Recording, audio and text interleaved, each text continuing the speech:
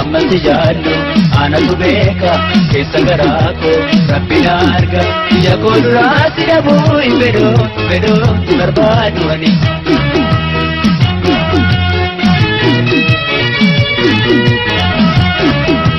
ammatti jaallu anatu beeka keessa garaa koo rabbina arga ija koo duraa si dhabuu hin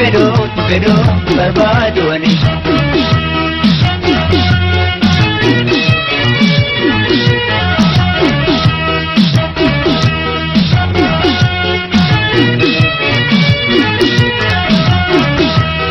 Sina kaba ati sana kapu koli kota nangadaru jete nama kirama gambadu jalala dugati najadu